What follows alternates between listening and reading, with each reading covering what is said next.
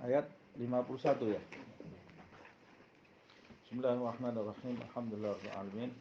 Allahumma shalli wa sallim ala sayyidina Muhammad wa ala ali sayyidina Muhammad. Nawaitu ta'allum wa ta'lim wa tadhakkur wa tadhkir wal ifadah wal istifadah wal hath ala tamassuk bi kitabillah wa sunnati rasulih wa du'a ila al-huda wa dalalah ala al-khair ibtigha'a wajhillah wa mardatihi wa qurbihi wa thawabihi subhanahu wa ta'ala. Pada pertemuan yang lalu kita membahas surat Al-Maidah ayat 49 dan 50. Di ayat 50 itu Allah Subhanahu wa taala berfirman, "Afa hukmal jahiliyati yabghun?" Apakah hukum jahiliyah itu yang mereka inginkan? Yaitu mereka yang disebut mereka di sini adalah orang-orang Yahudi, orang-orang Nasrani, dan orang-orang yang seperti mereka,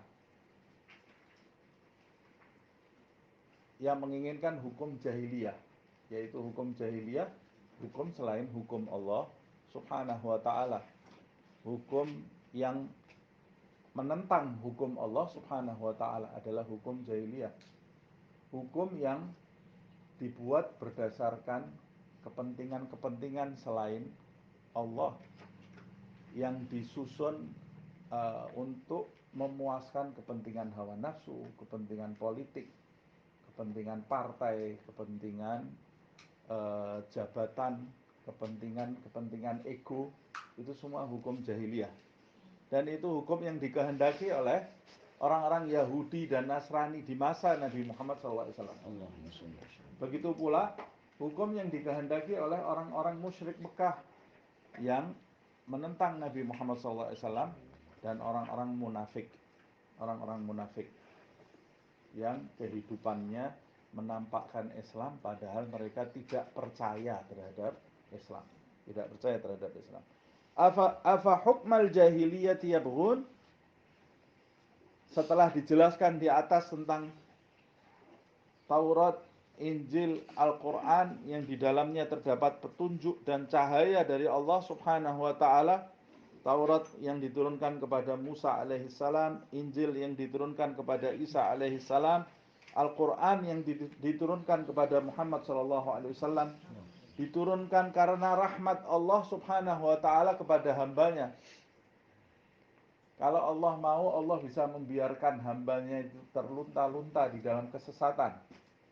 Siapa yang terlunta-lunta di dalam kesesatan, maka dia akan hidup dalam keadaan gundah, dalam keadaan sedih, dalam keadaan sakit. Karena Allah Subhanahu wa ta'ala memiliki rahmat kepada hambanya, Allah menurunkan petunjuk kitab-kitab Allah Subhanahu wa ta'ala. Dan di akhir zaman itu Allah Subhanahu wa ta'ala menurunkan Muhammad sallallahu alaihi wasallam dengan membawa petunjuk dari Allah, Al-Quran, yang di dalamnya terdapat kebenaran, menjelaskan mana yang hak, mana yang batil, dan di dalamnya terdapat syariat supaya kita bisa mengetahui bagaimana cara beribadah yang benar, syir'atan wa minhaja, dan di dalamnya terdapat jalan hidup supaya kita bisa menjalani hidup ini dengan menjalaninya dengan hal-hal yang bisa mendatangkan kebaikan bagi kita. Nah, tapi kalau kita lebih menginginkan hukum selain itu, maka kita disebut oleh Allah Subhanahu wa ta'ala condong kepada hukum-hukum jahiliyah, hukum-hukum jahiliyah. Padahal waman ahsanu minallahi hukman, siapa yang lebih baik hukumnya dari Allah? Hukum itu kesempurnaan hukum, hukum yang diturunkan atau hukum yang dibuat, kesempurnaannya itu sesuai dengan perancang hukum tersebut. Semakin cerdas perancang hukum tadi, semakin bijaksana perancang hukum tadi, maka hukum yang dibuat itu pasti hukum yang bijaksana, hukum yang adil, hukum yang baik. Semakin cerdas, semakin bijaksana yang menyusun hukum tadi, menyusun undang-undang tadi, akan semakin baik hukum tadi dan akan semakin bermanfaat untuk umat. Nah, bagaimana kalau yang menyusun hukum itu adalah zat yang maha mengetahui, dan zat yang maha bijaksana, yaitu Allah subhanahu wa ta'ala. Kalau yang menyusun hukum itu adalah zat yang maha mengetahui, zat yang maha bijaksana, bahkan yang menciptakan karakter dan tabiat manusia itu, maka hukumnya pasti adalah hukum yang sempurna. Makanya Allah mempertanyakan pertanyaan ini sebetulnya bukan Allah bertanya, tapi Allah subhanahu wa ta'ala menegaskan, waman ahsanu minallahi hukman. Siapa yang lebih baik hukumnya daripada Allah subhanahu wa ta'ala. Tapi tidak ada yang memahami kalimat ini kecuali hanya orang-orang yang memiliki keimanan yang kuat, keyakinan. Makanya Allah menutupnya liqaumin yuqinun. Ini pertanyaan ini hanya untuk orang-orang yang memiliki keyakinan. Mereka yang bisa menjawab dengan benar karena mereka yang paham bahwa Allah lah yang hukumnya itu sempurna. Allah lah yang aturan-aturannya itu sempurna. Semakin jauh hukum yang dibuat manusia itu dari hukumnya Allah subhanahu wa ta'ala, maka semakin terjadi ketimpangan di mana-mana. Semakin undang-undang yang ditetapkan oleh manusia itu undang-undang yang menentang Allah subhanahu wa ta'ala, semakin menentang aturan-aturan Allah, norma-norma hukum-hukum yang ditetapkan oleh Allah, maka kita akan melihat penyakit di mana-mana, sakit di mana-mana, ketidakadilan di mana-mana.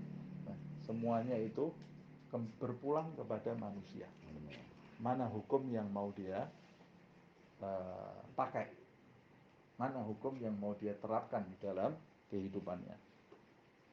Kemudian ayat berikutnya, a'udzubillahi minasyaitonirrajim, bismillahirrahmanirrahim. Ya ayyuhalladzina amanu, hai orang-orang yang beriman, orang-orang yang beriman kepada Allah, beriman kepada Muhammad sallallahu alaihi wasallam dan apa yang disampaikan oleh Muhammad sallallahu alaihi wasallam. Lihat ini. Perhatikan ayat pertama ini. Allah memulainya dengan ya ayyuhalladzina amanu. Jelas ayat ini ditujukan hanya untuk orang-orang yang beriman saja. Kalau Allah subhanahu wa ta'ala memanggil orang-orang yang beriman, kita termasuk orang-orang yang beriman. Maka siapkan hati kita untuk mendengar apa yang akan disampaikan oleh Allah subhanahu wa ta'ala. Apa yang akan disampaikan oleh Allah? La tattakhidul yahuda wan nasara awliya.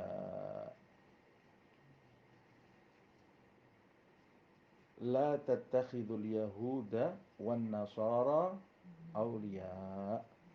Hai orang-orang yang beriman, jangan kau tattakhidu. Tattakhidu itu satu akar katanya dari akhadha ya'khudhu. Kalau akhadha ya'khudhu itu artinya mengambil. Tapi kalau ittakhadha yattakhidhu itu bisa bermakna mengangkat atau melantik, atau ittakhadha yattakhidhu bisa bermakna sesuatu yang kamu andalkan untuk menghadapi sesuatu yang lain. Ketika kamu mengangkat sesuatu, ittakhadha, kamu mengangkat sesuatu atau melantik sesuatu, itu kamu sedang mengandalkan sesuatu yang kamu pilih atau kamu angkat itu untuk menghadapi sesuatu yang lain. Nah, itu makna sebenarnya dari ittakhadha yattakhidhu. Jangan kamu angkat atau jangan kamu jadikan al-yahud wan nasara. Jangan kamu menjadikan orang-orang Yahudi dan orang-orang Nasrani. Yang dimaksud orang-orang Yahudi dan Nasrani ini tentu saja orang-orang Yahudi dan Nasrani yang disinggung oleh Allah di ayat sebelumnya. Siapa ini orang-orang Yahudi dan Nasrani yang disinggung di ayat sebelumnya? Yaitu mereka yang meninggalkan, orang-orang Yahudi yang meninggalkan Taurat dan menentang ajaran Nabi Muhammad SAW. Meninggalkan Taurat, menentang ini berarti dia berusaha agar ajaran Nabi Muhammad SAW itu tidak terwujud. Begitu juga Nasrani yang dimaksud di dalam ayat ini, yaitu mereka orang-orang Nasrani yang berpaling dari ajaran Injil yang sebenarnya. Karena kita sudah bahas di pertemuan yang lalu, Taurat dan Injil yang ada di masa Nabi Muhammad, itu Allah sudah mengatakan Taurat dan Injil itu tidak otentik. Yang di masa Nabi Muhammad SAW, apalagi yang ada di zaman ini. Mungkin ada tersisa ayat-ayat yang masih murni, belum kecampuran, tapi terlalu banyak peran mereka dalam merubah ayat tadi. Bukan cuma pemahamannya loh yang mereka rubah. Kalau yang terjadi di umat Nabi Muhammad SAW, ayatnya tidak mungkin dirubah, tapi pemahamannya mungkin dirubah, mungkin dialihkan. Tapi kalau orang-orang Yahudi dan Nasrani, karena Allah tidak menjamin Taurat dan Injil itu akan abadi syariatnya, maka mereka pun berani merubah-rubah, dan bisa, bukan cuma berani, bisa merubah ayat-ayat Taurat dan Injil itu. Tapi Al-Quran itu karena oleh Allah Subhanahu Wa Taala sudah dijamin akan dijaga teksnya oleh Allah Subhanahu Wa Taala, dijaga teksnya sampai akhir zaman. Itu jaminannya Allah. Tapi pemahamannya tidak dijamin oleh Allah, karena pemahaman itu berkaitan dengan yang menerima, Nah, walaupun umatnya Nabi Muhammad ini tidak merubah Al-Quran seperti yang dilakukan Yahudi dan Nasrani, tapi banyak umat Nabi Muhammad yang mengubah pemahaman Al-Quran. Apa bedanya dengan orang-orang Yahudi dan Nasrani itu? Nah, perbedaannya sangat tipis sekali ya, sangat tipis sekali. Nah, Allah Subhanahu Wa Taala mengatakan di dalam ayat ini, jangan kau angkat orang-orang Yahudi dan Nasrani yang saya sebut di atas itu auliya, sebagai aulia.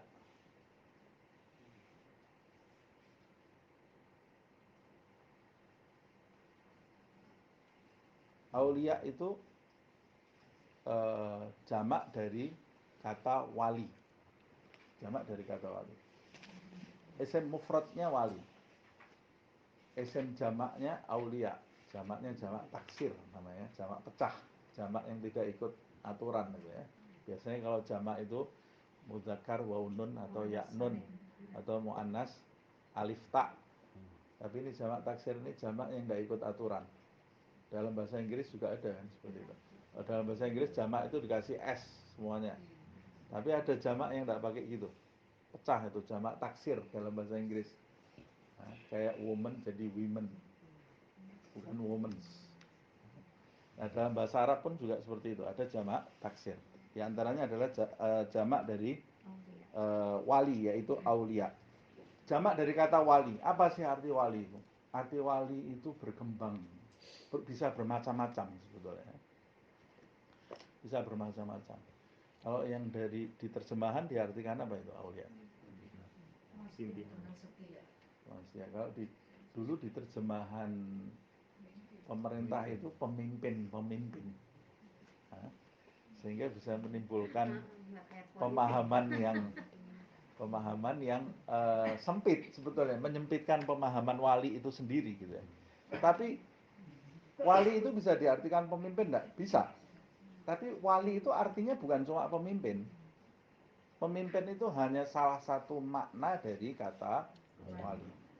Tapi pada hakikatnya apa benang merah di antara makna-makna itu? Jadi wali itu bisa bermakna pemimpin. Ketika orang punya anak, maka dia wali dari anak itu, wali murid. Dan dalam bahasa Indonesia wali murid itu kan kata serapan dari bahasa Arab. Memang artinya dalam bahasa Arab seperti itu. Kalau orang punya anak, orang tuanya itu, bapaknya itu walinya si anak itu, walinya dalam nikah. Itu wali juga. namanya, bukan pemimpin itu. Bisa juga wali itu bisa yang berhak menerima waris.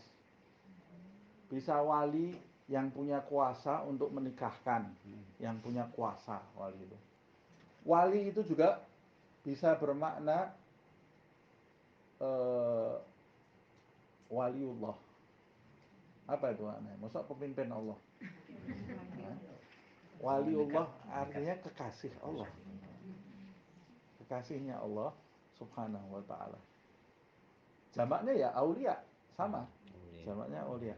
Jadi kalau setiap kata wali kemudian diartikan pemimpin, ya itu menyempitkan makna maksud saya. Dalam konteks ini boleh jadi tidak bisa diartikan pemimpin, yaitu dalam hal kepemerintahan atau kerajaan. Dalam hal ini, kalau kita mau bahas, boleh tidak kita memilih pemimpin non muslim, itu nanti lain lagi. Tidak usah membahas itu kita ya. Tapi 2004 saya tidak mau bahas juga. Kita di sini majelis kita insya Allah bersih dari unsur politik, unsur partai. Tapi perlu bimbingan. Tidak perlu bimbingan. Perlu bimbingan itu. Bimbingan itu nanti mengarah kepada partai lagi dan kepada politik lagi. Jadi apa? Dua-dua kita bisa membuat nalar. Ini baik untuk Indonesia atau enggak? Kalau baik di apa namanya? Dipilih. Kalau enggak ya sudah. Yang paling baik enggak ada. Yang terbaik di antara yang terburuk. Semua soalnya punya kepentingan semuanya. Mudah-mudahan diberi hidayah pemimpin. Amin. Dan pemimpin yang akan datang nanti insya Allah diberi petunjuk oleh Allah SWT. Dianugerahi kita pemimpin yang adil. Amin. Tapi kalau mau dapat pemimpin yang adil, kitanya harus baik dulu. Karena masyarakat yang buruk sama Allah akan dikasih pemimpin yang buruk. Itu hadis Nabi loh itu ya. Di antara ujiannya Allah untuk sebuah kaum yang buruk oleh Allah akan diberi pemimpin yang zalim. Jadi kalau mau pemimpin yang adil tidak usah repot-repot ikut partai. Kalau mau pemimpin yang adil, perbaiki masyarakat. Nanti dari masyarakat itu pasti akan ada yang jadi pemimpin. Kalau masyarakat yang baik berarti yang muncul pemimpin yang baik. Kalau masyarakatnya buruk, pemimpin kamu itu cermin dari diri kamu sendiri. Jadi kalau ada pemimpin buruk kita tidak usah maki-maki, malu. Itu berarti kita sendiri itu. Nah, kalau kita maki-maki pemimpin kita, berarti kita maki-maki diri kita. Kalau kita mengedarkan keburukan-keburukan pemimpin kita, berarti kita mengedarkan keburukan kita, karena pemimpin itu berasal dari kamu. Nah, kembali lagi kepada ayat. Ini kan sudah mulai lari ke sana lagi kan. Kan kita tidak mau bahas itu ya, kita tidak mau bahas itu. Nah, kembali lagi, nanti dulu. Apa yang dimaksud dengan wali ini? Yang dimaksud dengan wali ini apa? Yang dimaksud dengan wali ini, benang merahnya apa dari makna-makna tadi? Wali itu adalah kedekatan. Dekat. Jadi wali murid itu disebut wali murid karena kedekatan dia dengan anak. Waliullah itu disebut waliullah karena dia itu soleh, orang soleh yang diridhoi Allah, sehingga dia itu dekat dengan Allah, makanya dia disebut waliullah. Nah, kemudian disingkat kecintaan Allah. Ya, memang orang yang dekat dengan Allah pasti dicintai oleh Allah SWT. Wali suatu kaum itu disebut wali, pemimpin itu disebut wali. Pemimpin yang disebut wali itu pemimpin yang dekat dengan rakyat. Itu bisa pantas disebut wali. Kalau pemimpin tidak dekat dengan rakyat, namanya bukan wali, bukan pemimpin. Nah, kaitannya dengan hal ini tentu saja bukan pemimpin dalam suatu kaum, tapi yang disebut di ayat ini adalah jangan kau jadikan orang-orang Yahudi dan orang-orang Nasrani Nah, itu seperti terjemahan tadi, menjadi teman dekat kamu. Maksudnya teman dekat di sini, teman wali yang disebut teman dekat itu adalah yang sudah tidak ada gap antara dia dengan temannya tersebut. Jadi sebetulnya seperti kekasih gitu ya, seperti kekasih. Sudah tidak ada rahasia lagi. Semua dia tumpahkan, temannya itu juga menumpahkan. Antara hamba dengan Allah Subhanahu wa taala, ketika hamba itu disebut waliullah, sudah tidak ada hijab lagi antara dia dengan Allah Subhanahu wa taala. Hamba itu betul-betul pasrah, nyerah.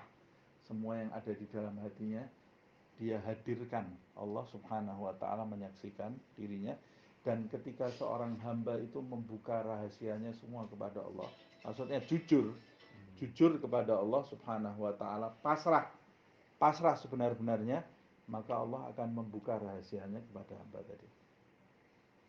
Allah itu punya rahasia-rahasia yang tidak dibuka kepada seluruh hambanya. Nah, rahasianya Allah itu indahnya luar biasa. Dan kalau kita dibukakan rahasia oleh Allah Subhanahu wa taala, kita dilarang membocorkannya. Kalau kita membocorkan, berarti kita belum pantas pegang rahasia. Tidak mungkin dikasih oleh Allah Subhanahu wa taala. Nah, Allah kan Maha tahu hambanya ini. Nah, ini masih suka gosip-gosip ini. Enggak cerita ke sana, cerita ke sini, kalau ada kabar, wah itu tidak mungkin dapat rahasianya Allah. Karena Allah itu hanya membuka rahasianya kepada kalangan khusus.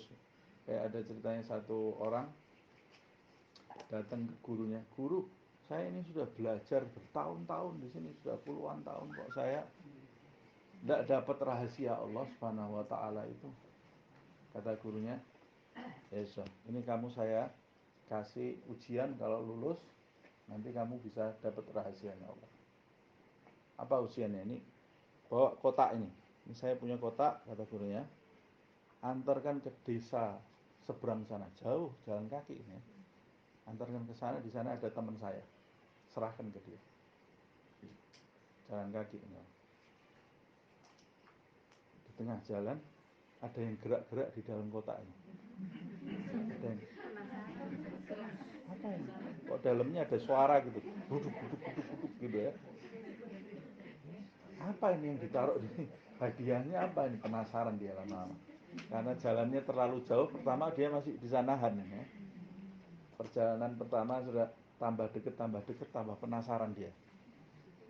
Saya intip saja. Saya intip, kan saya tetap menyampaikan hadiah ini.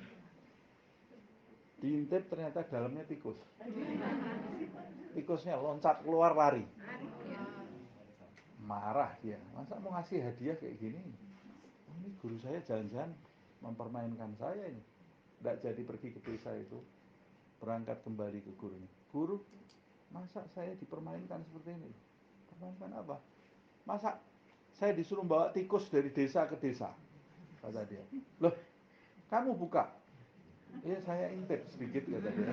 "Tapi terus tikusnya lari, tidak jadi saya berikan." Kata gurunya, "Kalau begitu kamu belum pantas megang rahasia Allah. Jaga tikus saja tidak bisa, mau jaga rahasia Allah," kata gurunya.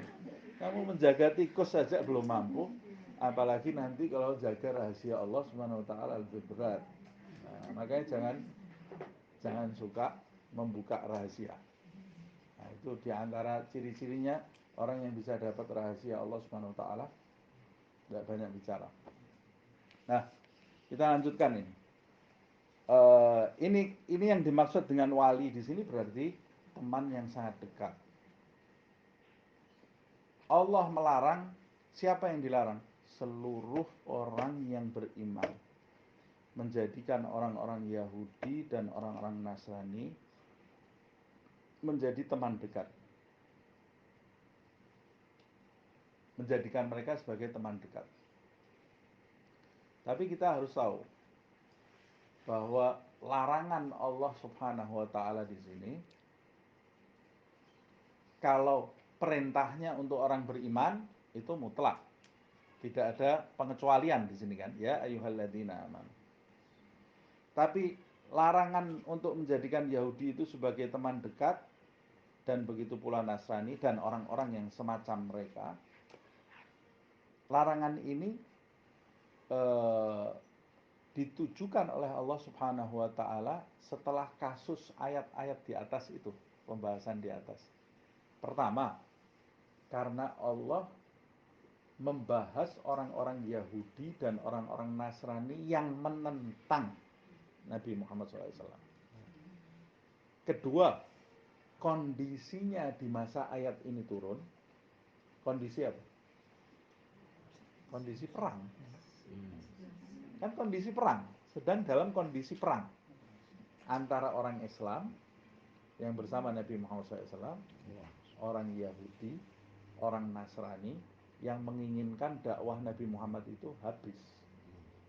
Tapi kan wallahu mutimmu nurihi walau karihal kafirun. Cahayanya Allah itu tidak bisa dipadamkan. Allah berkehendak cahayanya pasti sempurna walau orang-orang kafir itu tidak suka.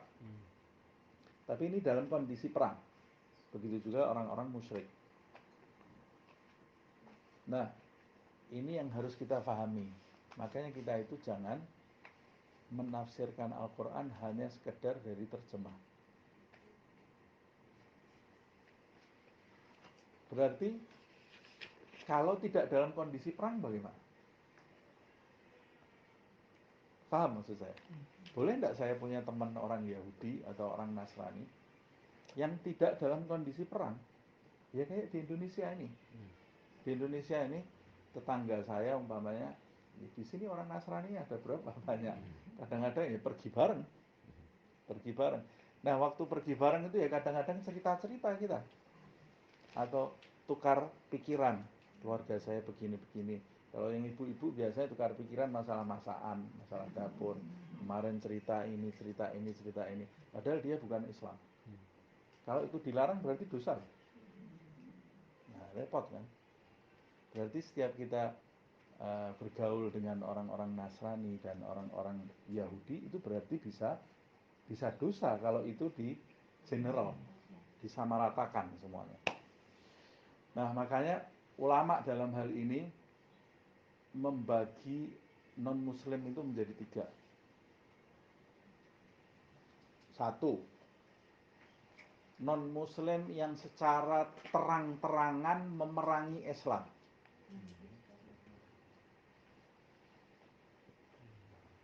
Non-muslim yang secara terang-terangan dia memerangi Islam.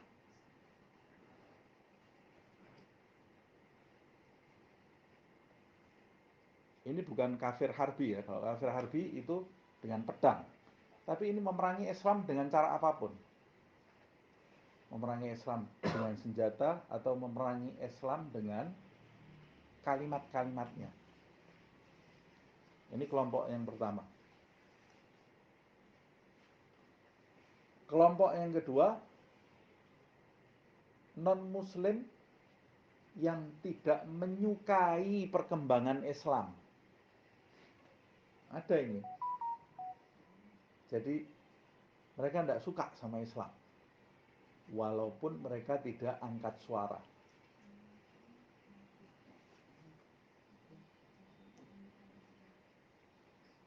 Kan kita bisa tahu kan? Ini ada orang kalau yang betul-betul dia memerangi Islam, kelompok yang pertama tadi. Ya, itu kelihatan jelas. Tapi ada orang non-muslim yang tidak suka sama Islam. Tapi dia tidak menampakkan, tapi kan kelihatan.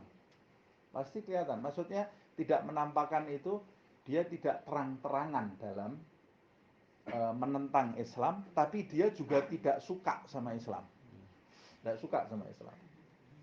Nah, itu ada di antara kita kan. Ini kelompok yang kedua. Kalau yang kelompok yang pertama itu sedikit di Indonesia. Kelompok yang kedua ini lebih banyak. Ya. Kelompok yang ketiga, non-muslim yang hidup berdampingan dengan orang Islam. Tidak ada niatan apa-apa.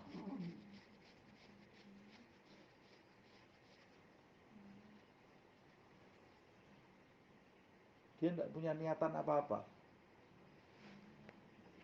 Ya antar-antar makanan, biasalah kayak orang bertetangga biasa. Di sekolah juga begitu ya, ngobrol dengan kita nyaman, tidak ada. Kadang-kadang kita waktunya sholat, kita belum sholat diingatkan, ayo sholat. Nah, ini berarti tidak punya tendensi apa-apa dalam pertemanan itu. Nah, ini kita harus membagi jadi 3 ini. Yang tidak boleh kita jadikan aulia di dalam hidup kita itu non-muslim yang kelompok pertama dan kedua ini.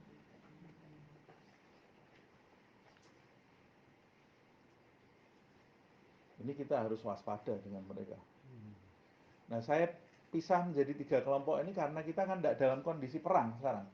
Kalau kita dalam kondisi perang dengan orang-orang non-muslim umpamanya, ya ini kita generalkan. Tidak boleh, bahaya. Sama seperti di masa Nabi Muhammad SAW. Itu pun di masa Nabi Muhammad SAW ada beberapa Yahudi yang mondar-mandir masuk ke rumahnya Nabi.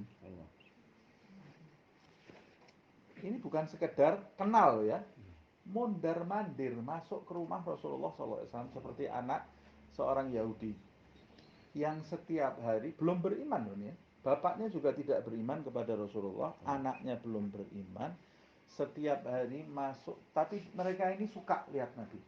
Karena Nabi itu memang baik, sebetulnya tidak ada alasan untuk tidak suka dengan Nabi Muhammad SAW, itu tidak ada alasan. Setiap orang melihat Nabi Muhammad SAW, itu pasti dia akan suka. Kalau dia tidak suka, berarti punya kepentingan. Punya kepentingan, ada rasa cemburu, ada rasa ego yang besar di dalam dirinya, karena Nabi itu tidak berbuat kerusakan. Nabi itu tidak berbuat kerusakan, tidak membunuh orang, tidak menyakiti orang, tidak merampas haknya orang, malah orang-orang musyrik yang mengganggu Nabi itu harta bendanya dititipkan ke Nabi Muhammad SAW dan dijaga oleh Nabi pada waktu Mekah itu, Nabi di Mekah. Begitu pula ketika Nabi di Madinah, ada sebagian anak Yahudi itu yang setiap hari mondar-mandir di rumahnya Nabi Muhammad. Kalau Nabi Muhammad mau keluar dari rumahnya, dia menyediakan sandal. Nabi mau air, dia ngambilkan air. Tidak Islam ini. Hubungan, kalau kita mikir, kita kalau membaca riwayat itu kan janggal. Kok Nabi tidak takut diracun sama anak ini? Ini Yahudi loh ini. Yahudi loh. Hah? Karena Nabi tahu ini orang tidak punya tendensi apa-apa. Bapaknya juga hubungannya baik dengan Nabi Muhammad SAW. Nah, dalam riwayat itu sehingga anak itu sampai lama sekali berkhidmat melayani Nabi Muhammad SAW sampai suatu ketika dalam kurun beberapa waktu tidak datang lagi anak itu. Sampai Nabi kemudian menanyakan kabarnya dan kemudian Nabi menjenguk anak tersebut.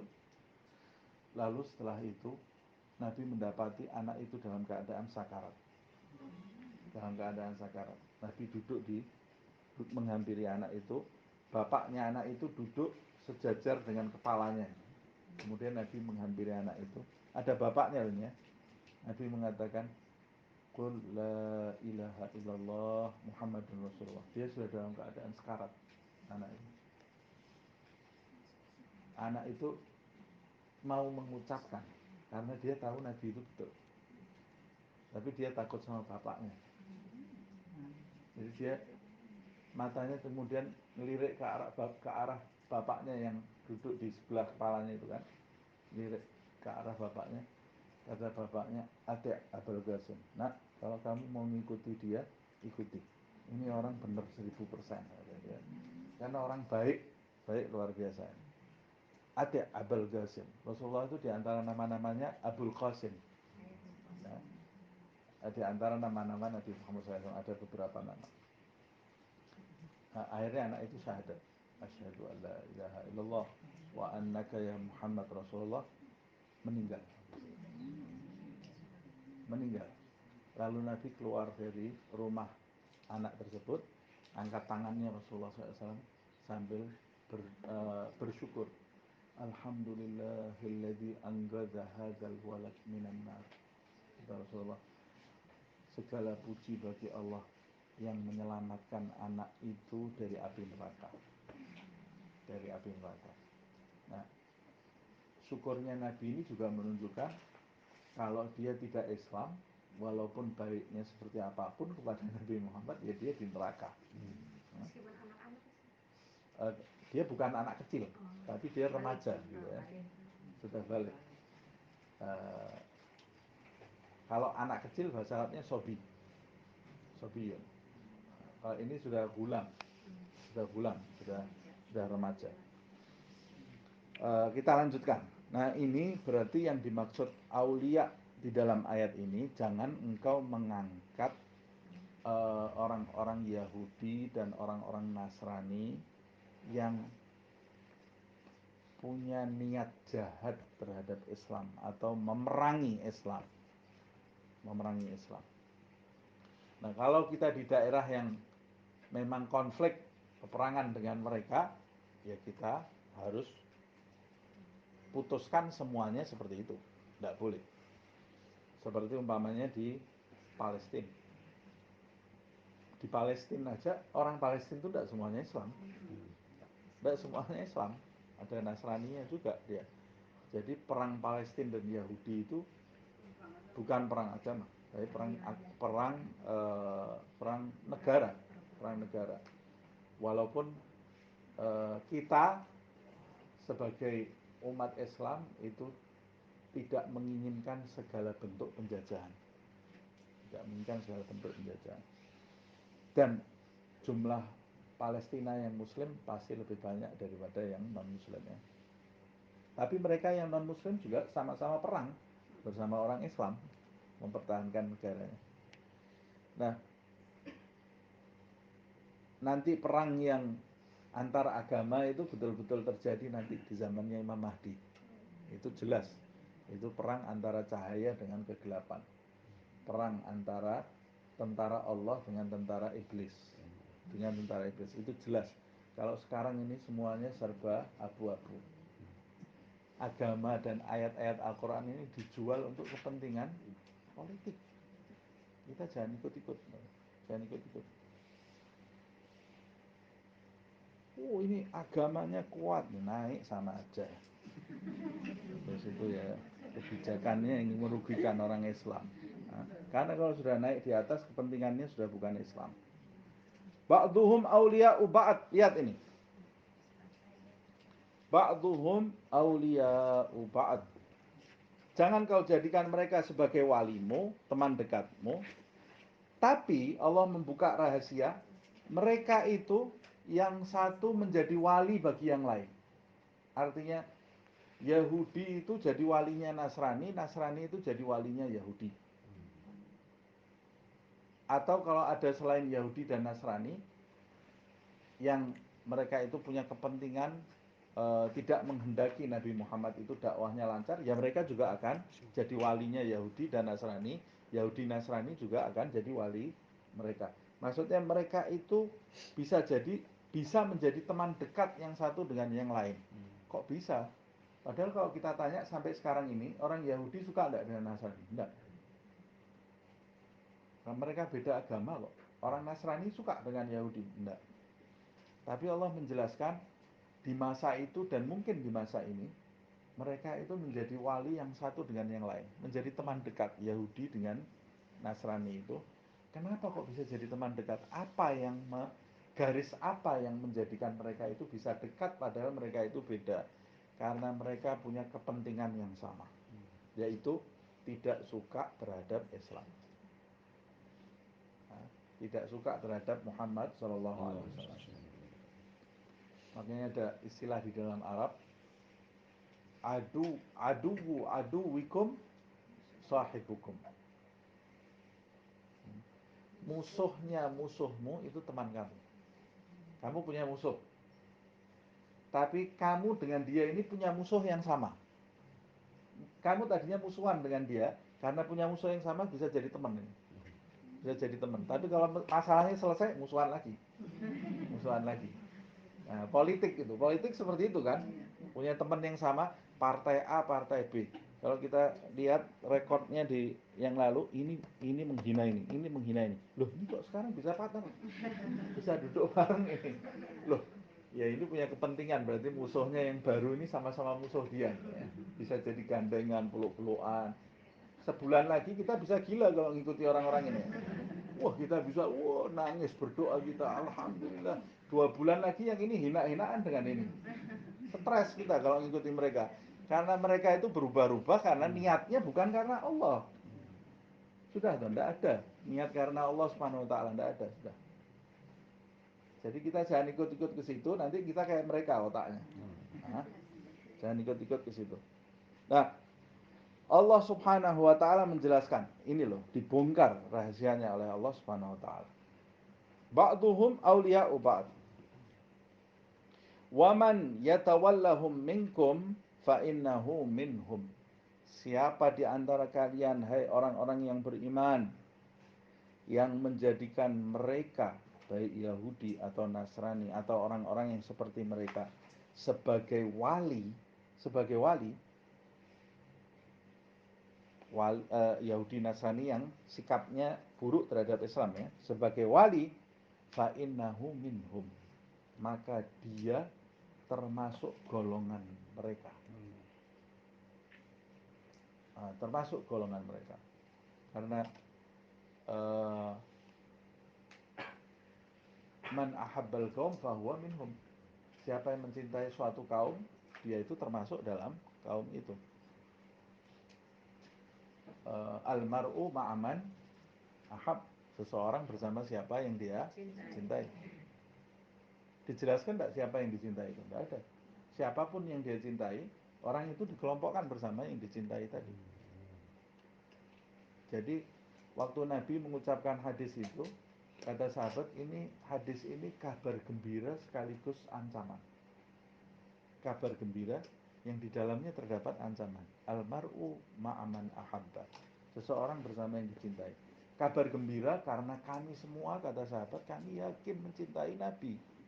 Berarti kabar gembira kami ini bersama Nabi Muhammad SAW. Kabar ancaman bagi mereka yang mencintai orang yang salah, yang tergila-gila dengan orang yang salah. Mencintai mereka itu tergila-gila dari lubuk hatinya, gandrung terhadap orang yang salah. Ma'aman ahabba. Sumpeknya kita kalau umpamanya tahu-tahu bangun-bangun di padang mahsyar, kita dibangkitkan bersama pemain sepak bola. Semua nyari Nabi Muhammad SAW, kita bareng pemain sepak bola. Ini kok saya bisa ketemu sama orang ini gimana? Lah kamu dulu gandrung terhadap pemain sepak bola ini. Sampai warna bajunya apal, makannya apal, kesukaannya apal, istri pertamanya siapa, istri keduanya.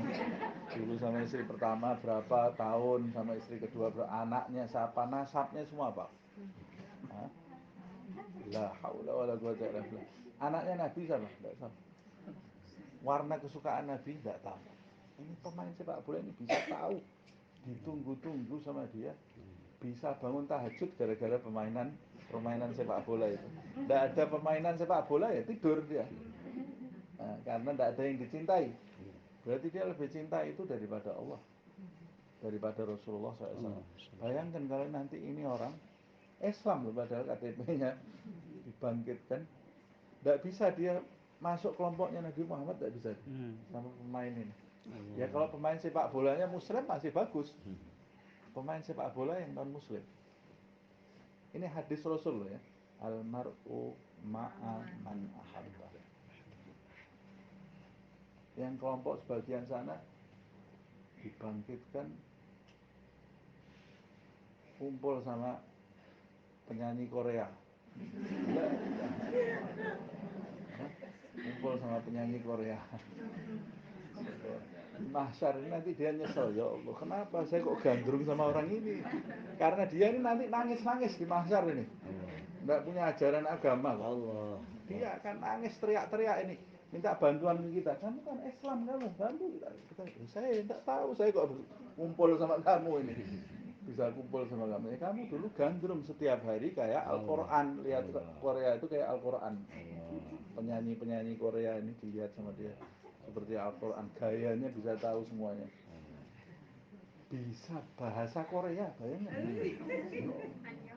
Al-Quran ini dia lahir Islam, Al-Qurannya ini tidak paham, Al-Fatihah nggak apa. Allah. Ini bisa paham bahasa Korea. Ya Allah, ini kemana hatinya? Ini Muslim betul atau bukan ya? Loh kan Islam itu bukan Arab, Ustaz. Saya tidak ngomong Arab ini. Dan saya tidak memerintahkan kita mencintai orang Arab. Walaupun mencintai orang Arab itu perintah dari Rasul. Tapi orang Arab yang seperti mana dulu? Karena Rasul memerintahkan kita mencintai orang Arab, ada alasannya. Sebab aku Arab. Aku Arab. Mencintai orang Ansar, mencintai orang Muhajirin, perintah dari Rasul. Mencintai Ahlul Bait, itu perintah dari Rasulullah SAW. Mencintai Korea? Kok kenapa ya Rasul kok memerintahkan kita mencintai Arab? Ya karena sumber agama kamu ini munculnya di sana. Bahasanya agama kamu, bahasanya sholat kamu, bahasanya Al-Quran, itu ya bahasanya sana. Kalau kamu tidak cinta sama Arabnya, habis. Habis kamu tidak tahu Al-Quran, sholat kamu pakai bahasa Korea sana, sholatnya. Nah, karena orang yang cinta itu pasti akan, hidupnya pasti akan seperti yang dia cintai. Nah, coba kita lihat anak-anak kita ini tahu loh bahasa Korea, anak kita ini. Ada yang cinta Barat, bahasa Inggrisnya waswis sus lancar bahasa Inggrisnya. Bahasa Arabnya juga tidak tahu apa-apa dia. Saya tidak melarang orang belajar bahasa Korea ya, tidak melarang orang belajar bahasa Inggris untuk kepentingan, untuk hidup bagus, sesuatu yang bagus. Ilmu itu semua ilmu. Kita juga diperintahkan mempelajari banyak bahasa, Tapi bahasa Arab ini kemana? Bahasanya Al-Quran. Tidak usah belajar bahasa Arab, Al-Quran, bahasa Al-Quran, bahasa Al-Quran. Bahasa sholat kamu sudah paham belum? Dari kecil Allahu Akbar kabira walhamdulillah katsira wa subhanallah wajjahtu wajhiya lilladzi fatara sama. Artinya apa? Enggak tahu. Ya salatnya kamu paham enggak salat ini? Apa dialog antara kamu dengan Allah Subhanahu wa taala? Subhana rabbiyal azimi wa bihamdi. Apa itu? Itu dialog yang sangat indah sekali, lebih dari lagu Korea. Rabbighfirli warhamni wajburni warfa'ni warzuqni wahdini wa'afini wa'fu'an. Itu bahasa pecinta. Itu cinta yang betul. Itu cinta yang hakiki. Cinta yang membahagiakan. Itu yang menyelamatkan kamu. Nah, selain itu abu-abu. Abu-abu. Ya tapi karena setan itu jumlahnya lebih banyak, ya banyak di antara manusia itu yang condong kepada hal-hal yang melalaikan dia. Nah, saya bicara ini kan Allah menyebutkan di dalam ayat ini, waman yatawallahum yatawallahum minkum fa innahu minhum. Ini hati-hati loh. Dikelompokkan oleh Allah. Siapa yang menjadikan mereka sebagai walinya, mereka masuk dalam kelompok itu. Ini serem sekali. Almar'u ma'aman ahabba. Ini kabar gembira kalau kita ini cinta kepada Allah, cinta kepada Rasulullah, cinta kepada sahabat, cinta kepada ulama, cinta kepada aulia. Wah, kabar gembira di sini. Tapi kalau cinta kita belum mengarah kepada mereka, ini ancaman. Karena nanti manusia dikelompokkan bersama siapa yang dia cintai. Allah menyebutkan innallaha la yahdil qaumadz zalimin. Sesungguhnya Allah Subhanahu wa taala tidak memberi petunjuk, tidak memberikan petunjuknya kepada orang-orang yang zalim. Orang-orang yang zalim itu orang-orang yang merampas hak yang bukan haknya, itu orang-orang yang zalim. Kita lanjutkan sedikit ini ya, ayat 52-nya. Masih berkaitan ini ayat 52-nya. Fataral ladzina fi qulubihim maradun. Maka kau hai Muhammad sallallahu alaihi wasallam akan melihat. Tara berarti kau laki-laki akan melihat. Kau laki-laki orang kedua yang diajak bicara. Orang keduanya Nabi Muhammad SAW. Jadi kata-kata fataral ladzina, maka kau hai Muhammad SAW akan melihat. Atau bisa juga berarti kau hai Muhammad dan setiap pengikut Muhammad SAW.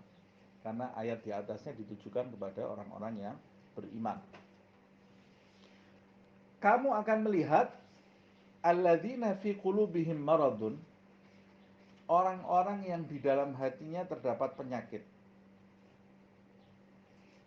Apa penyakitnya? Ya, penyakitnya itu punya kepentingan-kepentingan selain Allah.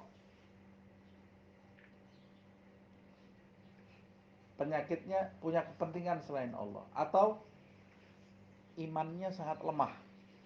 Nah, iman sangat lemah itu, iman seseorang yang lemah itu bukan berarti dia kafir kan? Tapi imannya lemah terhadap janji-janji Allah dan janji-janji Nabi Muhammad SAW. Lemahnya karena apa ya? Bisa macam-macam. Bisa jadi karena dia belum meninggalkan maksiat. Ada satu perbuatan maksiat yang terus menerus dia tenggelam dari perbuatan maksiat itu. Tidak bisa move on dari maksiat itu. Nah, itu bisa melemahkan iman. Bisa juga imannya lemah karena dia tidak pernah mengkaji, merenungi ayat-ayat Allah Subhanahu wa taala. Bisa juga lemahnya iman itu karena terlalu banyak tertawa. Semuanya jadi senda gurau. Sholat ketawa, ceramah ketawa, pengajian ketawa. Loh, tidak boleh ketawa, saat boleh, tapi ketawa itu bumbu. Ketawa itu bumbu. Kalau sudah terlalu banyak, bumbu itu kalau sudah terlalu banyak, tidak enak semuanya. Bisa jadi penyakit. Nah, ketawa itu bumbu. Dalam hidup juga begitu, terlalu banyak ketawa. Sudah tidak bagus. Ketawa itu obat. Obat kalau kita minum terlalu banyak ya jadi penyakit. Begitu juga maksudnya tertawa di sini, yang saya maksud tertawa di sini adalah bercanda terlalu banyak. Apalagi kalau bercandanya sampai berlebih-lebihan. Begitu juga niat yang tidak tulus.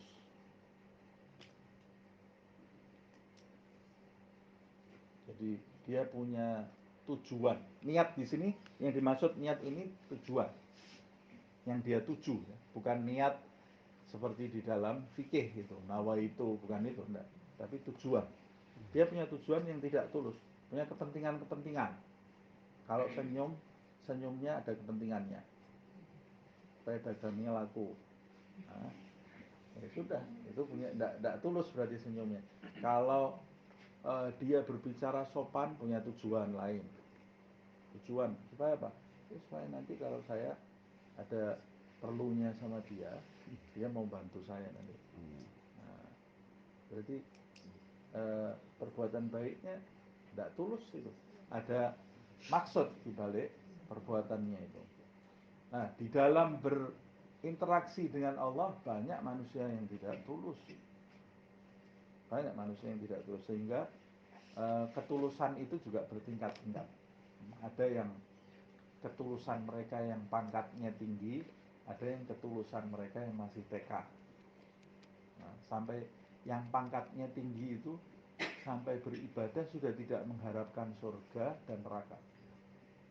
Nah, kalau kita tidak bisa, kita kan masih TK, jangan-jangan TK aja belum. Nah, ada yang sudah sampai beribadah seperti Rabi'ah al-Adawiyah. Ya Allah, kalau aku sholat ini, ya Allah, aku harapkan surga kamu, jangan masukkan aku ke surga. Ya Allah, kalau aku sholat ini hanya karena takut nerakamu, masukkan aku ke neraka. Karena aku sholat ini, ya Allah, betul-betul murni karena aku cinta kepadamu. Tidak ada yang lebih baik di alam ini, tidak ada yang lebih baik darimu. Tidak ada yang lebih perhatian kepadaku di alam ini lebih darimu.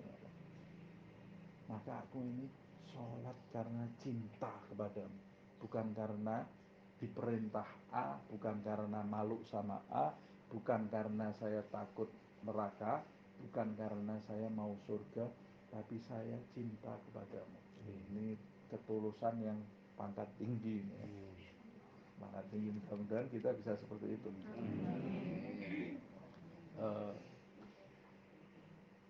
Habib Hasan bin Saleh Al-Bahar itu diantara gurunya Habib Ali bin Muhammad Al-Habsyi yang di Hadramut sana,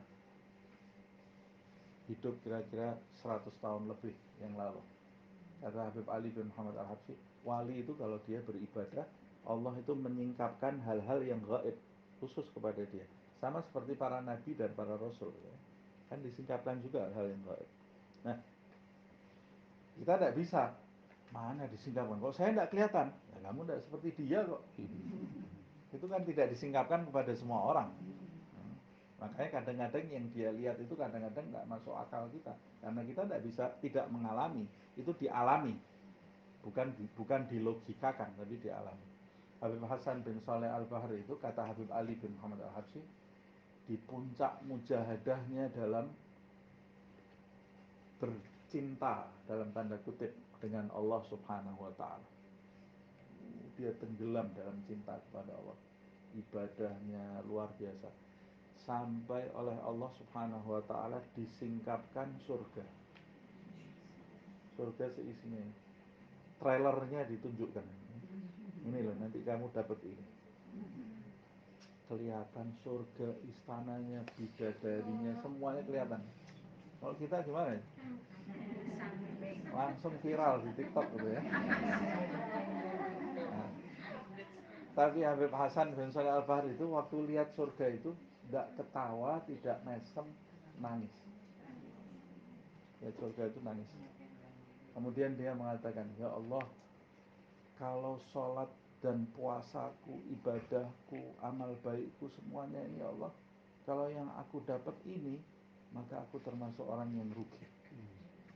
Dapat surga seisinya orang yang rugi katanya. Maka aku termasuk orang yang rugi, karena sholatku bukan untuk ini ya Allah, sholatku hanya untukmu. Aku tidak perlu ini ya Allah, aku perlu kamu ya Allah, perlu cintamu ya Allah. Nah, kalau kita sudah bisa merasakan cinta seperti ini, wah, tidak perlu orang kita, tidak perlu orang. Orang semua satu dunia ini meninggalkan kita tetap tenang, kita punya Allah Subhanahu wa taala yang tidak mungkin meninggalkan kita. Kalau kita di dunia ini biasa bersama Allah Subhanahu wa taala, nanti kalau kita masuk kubur tidak takut. Karena Allah pasti menemani kita kan? Allah itu menemani kita. Tapi kalau kita biasa kumpul sama orang terus, tidak ada ditinggal orang, sumpek. Ini kok pergi semua ini, sumpek. Karena dia tidak pernah kumpul dengan Allah, kumpulnya sama orang terus. Nanti waktu dikubur sumpek dia. Tidak ada yang mau tinggal di kubur sama dia kan. Masuk kubur terus pulang semuanya. Tidak ada anaknya bangun tenda di situ 4 hari, tidak mungkin. Kesian bapak saya sendiri, atau kesian istri saya sendiri, kesian suami saya sendiri, tidak ada. Dia sudah masuk kubur sendiri. Kalau kita di dunia ini sudah dekat dengan Allah Subhanahu wa taala, nanti kita tidak akan merasa kesepian. Nah, makanya sebelum kita tinggalkan dunia ini, ya kita jadi sahabatnya Allah yang benar. Menjadi sahabatnya Allah yang benar itu ya yang betul-betul tulus kepada Allah Subhanahu wa taala. Allah itu tulusnya luar biasa kepada kita. Persahabatannya Allah. Buktinya apa? Buktinya kita setiap hari mengirimkan dosa ke langit, Allah tetap baik kepada kita. Berapa dosa yang kita kirim ke langit? Ada yang di stop oksigen? Ada yang makannya di stop? Enggak. Tetap bisa makan, tetap baiknya luar biasa, tulus persahabatannya Allah. Tapi banyak di antara kita yang tidak membalasnya dengan tulus. Yang salah kita sendiri. Mudah-mudahan kita jadi hamba yang tulus ya. Nah, Rasul SAW diberitahu oleh Allah Subhanahu wa taala, engkau akan melihat orang-orang yang di dalam hatinya terdapat penyakit, yusari'una fihim, mereka itu akan mendekat kepada Yahudi dan Nasrani itu fihim, kepada mereka. Yusariun itu bukan berarti mendekat ya, akan berlomba-lomba mendekat kepada Yahudi dan Nasrani itu. Yusariun, Allah menggunakan kata yusariun, berlomba-lomba, bergegas mendekat kepada Yahudi. Kenapa? Punya kepentingan. Punya kepentingan. Apa kepentingannya? Yaquluna, mereka berkata, orang-orang yang bergegas mendekat kepada Yahudi dan Nasrani itu, mereka berkata, bukan berkata kepada Nabi Muhammad loh ya, tapi ini maksudnya berkata di dalam hatinya. Cuma Allah menyebutnya yaqul. Yaqul itu kan mengucapkan. Tapi yang dimaksud mereka itu mengucapkan di dalam hati. Nah, kok Allah menyebutnya mengucapkan? Karena di hadapan Allah itu tidak ada bedanya antara kau ucapkan dengan lintasan hati. Tidak ada bedanya. Semua bersuara di hadapan Allah Subhanahu wa ta'ala. Semua didengar, semua diketahui oleh Allah Subhanahu wa ta'ala. Mereka mengucapkan nakhsha ayyusi antusi bana dairah. Kita takut akan mendapat bencana. Maksudnya mereka ini mendekatnya kepada Yahudi dan Nasrani itu juga tidak tulus juga karena punya kepentingan. Kita takut tertimpa bencana. Jadi mereka ini orang-orang beriman loh ya, bukan munafik. Ini orang-orang yang beriman. Cuma kan iman itu ada tingkatannya. Ini orang-orang yang beriman yang tingkatannya masih rendah sekali keyakinannya kepada Allah dan kepada Rasulullah Shallallahu Alaihi Wasallam. Nah, di antara manusia di zaman ini kan juga begitu. Kita tahu orang-orang yang kuat sama orang-orang yang tidak kuat. Orang-orang yang tidak kuat menahan ujian dunia ini, ya dia gampang berubah. Dia tinggalkan ikatan antara dia dengan Allah, ikatan dia dengan Rasulullah itu dia tinggalkan untuk kepentingan. Ini kepentingan mereka karena mereka pada waktu ayat ini turun, Nabi Muhammad itu pengikutnya hanya orang-orang Madinah. Ini yang mau ngeroyok Nabi Muhammad, orang Yahudi, orang Nasrani, orang musyrik Mekah. Mereka punya ketakutan kalau sampai Nabi ini kalah, Nabi bakal dihabisi oleh mereka dan mereka tergolong pengikutnya. Habis juga pasti kan. Jadi bagaimana? Mereka main dua kaki. Nah, ini maksud dari ayat ini ya. Jadi kalau sudah dijelaskan ini kan lebih terang maksudnya. Mereka ini sholat bersama Nabi, tapi ngajak berlaku baik, hubungannya luar biasa terhadap orang-orang Yahudi dan orang-orang Nasrani yang mereka itu tahu orang-orang tersebut memusuhi Nabi. Supaya apa? Saya fair, saya ini netral. Saya ikut sama itu, tapi saya bisa baik dengan kamu. Padahal ini orang memusuhi orang yang dia cintai. Memusuhi Allah, memusuhi Nabi. Tidak boleh kita dekat dengan orang yang mencaci maki Allah. Tidak boleh. Boleh kita dekat untuk mengingatkan dia, memberi nasihat. Tapi kalau kita jadikan sahabat, padahal mulutnya kotor, mencaci maki Allah, mencaci maki Rasulullah SAW, ya kita sama kayak dia. Faminhum, kata Allah SWT, tergolong kelompok itu. Nah, ini orang-orang ini pengecut. Mereka tahu Nabi itu benar, mereka menyaksikan mukjizatnya Nabi, sholat bersama Nabi, tahu akhlaknya Nabi, tahu kebaikan Nabi, tapi mereka takut kalau Nabi itu kalah. Kalau Nabi kalah, mereka habis. Jadi sebelum kalah saya membangun hubungan baik dulu dengan Yahudi Nasrani, supaya nanti kalau dihabisi semua, saya kan masih temenan sama mereka. Berarti kan mereka niat juga di dalam hatinya, kalau sudah habis semua, agamanya tidak ada, ya sudah, saya tinggal. Nah, ini berarti imannya masih sangat lemah sekali. Walaupun mereka tahu Nabi itu benar. Dan mereka sholat bersama Nabi Muhammad SAW. Dalam kehidupan ada nggak yang seperti ini? Banyak. Tidak ada apa? Ayo kita benar-benar jalani bersama-sama. Waktu ada masalah ditinggal. Makanya kan ada ungkapan itu kalau mau tahu teman kamu yang sebenar-benarnya adalah ketika kamu terpuruk dia ada di samping kamu. Kalau kamu terpuruk dia meninggalkan kamu, berarti selama bertahun-tahun itu dia dekatnya dengan kamu itu ada kepentingan. Tidak tulus itu dalam kedekatannya. Nah, yang namanya teman itu ketika kita terpuruk dia mengangkat kita, menolong kita, membantu kita. Ketika kita dalam keadaan sempit dia juga ikut bersama kita. Nah itu namanya teman, betulan. Namanya senasib sepenanggungan, gitu ya, atau senasib seperjuangan. Kalau pas seneng-seneng ikut ketawa, pas susah dia lari, nah itu bukan teman namanya, itu lintah itu namanya. Nah, namanya lintah itu. Waktu kita masih punya yang manis-manis semut seperti itu. Kalau ada gula datang, nggak ada gula ya dia ditinggal.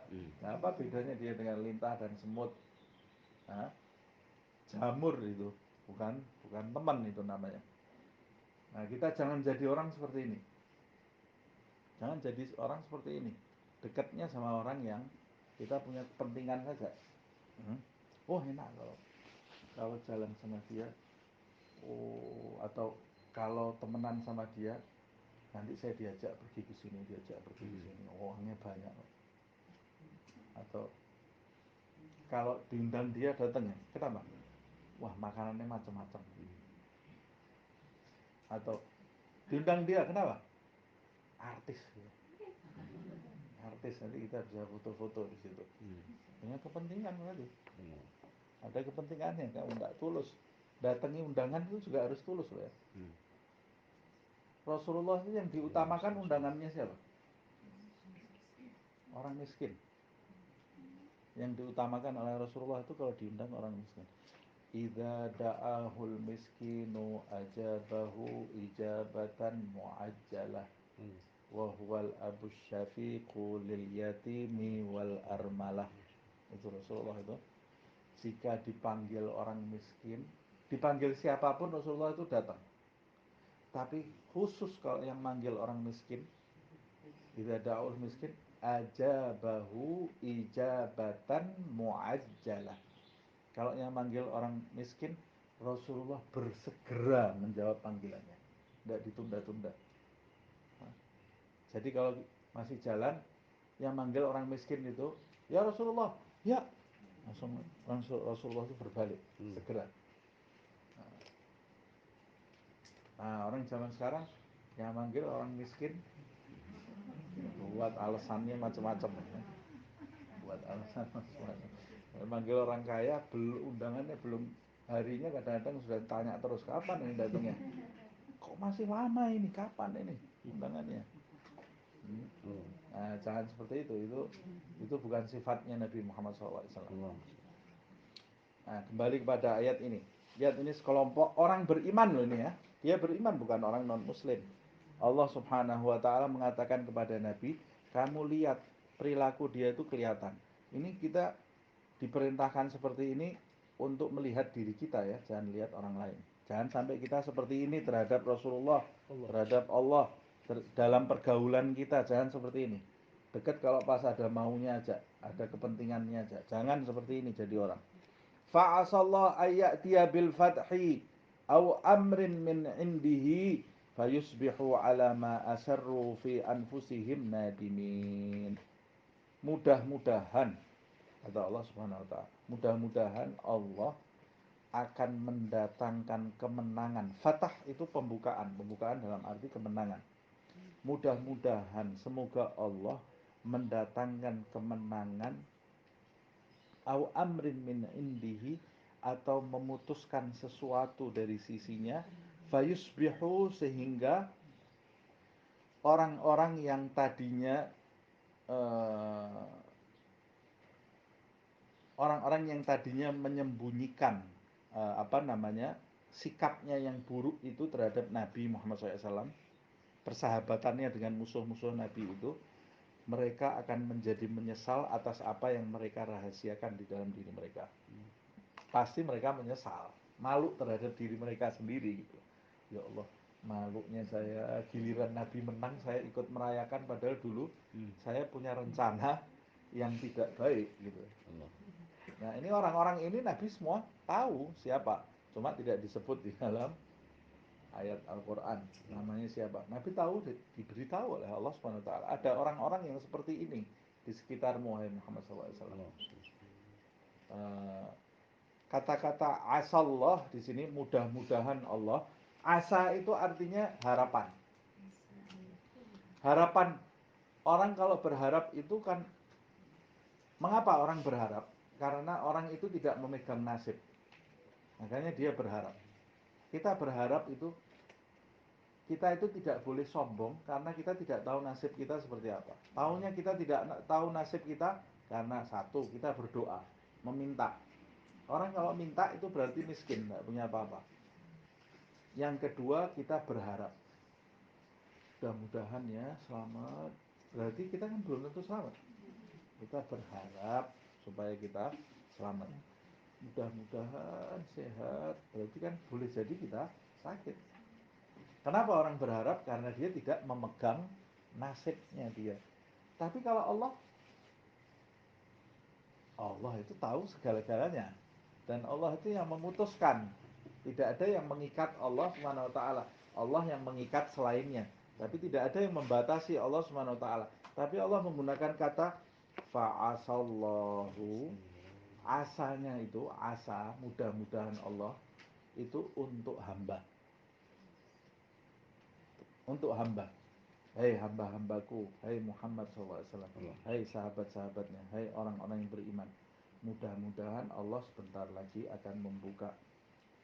Loh, kok bisa seperti itu? Supaya kita ini berharap kepada Allah. Tapi sebagian ahli tafsir mengatakan kalau ada kalimat fa'asallahu, mudah-mudahan Allah, maknanya Allah pasti akan memenangkan Nabi Muhammad Sallallahu Alaihi Wasallam. Pasti, karena Allah tidak berharap. Allah itu tempat harapan. Nah ini sampai di sini karena waktunya sudah habis. Nanti insya Allah kita lanjutkan di pertemuan yang akan datang. Ayat ke-53. Wallahu a'lam bishawab.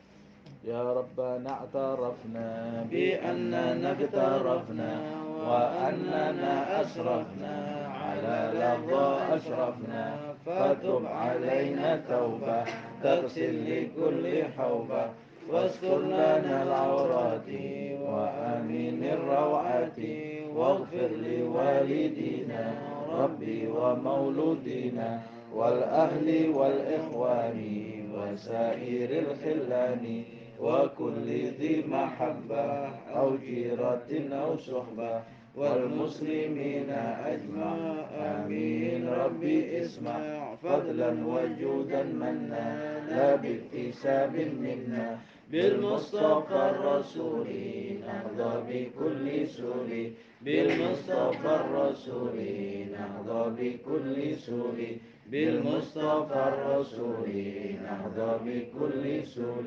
صلى وسلم ربي عليه عد الحب وآله وصحبه عدد طش الصحب والحمد لله في البدء والثناء سبحانك اللهم وبحمدك أشهد أن لا إله إلا أنت أستغفرك وأتوب إليك سبحان ربك رب العزة عما يصفون وسلام على المرسلين والحمد لله رب العالمين والعفو منكم